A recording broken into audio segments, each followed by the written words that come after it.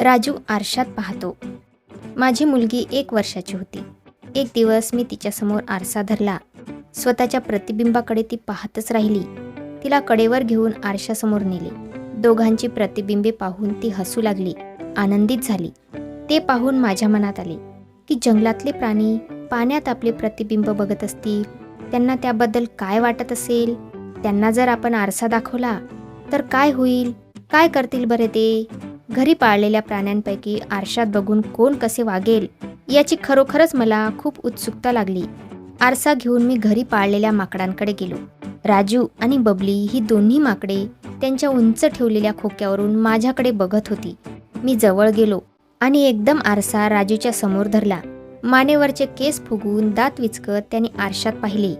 आरशातील माकड दात विचकत आहे हे पाहिल्यावर तो चांगलाच घाबरला आणि बबलीच्या अंगावर ओरडत धावला. बबली आरशाकडे येऊ लागली. तिला राजूने मागे ओढले. मग परत हळूच वळून आरशात पाहू लागला.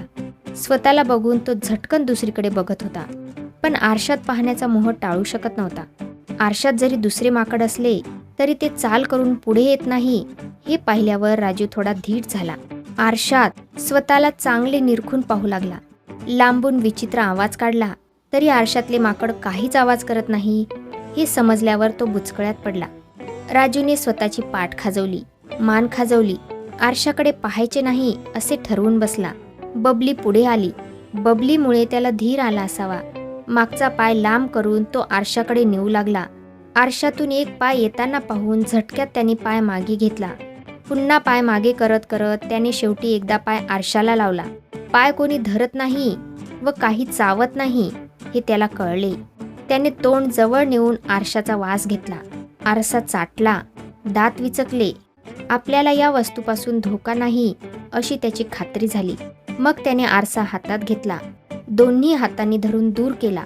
परत जवळ आणला, समोर धरला. स्वतःला पाहत एका हाताने आरशाच्या मागे कोणी आहे का म्हणून चाचपून पाहिले. शेवटी आरसा उलटा करून मागे कोणी नाही याची त्याने खात्री करून घेतली. राजू माकडाच्या या सर्व कृतींचे मला खरोखरच नवल वाटत होते. तर अशा प्रकारे हा पाठ इथे संपला. भेटूया पुढच्या पाठामध्ये. तोपर्यंत धन्यवाद.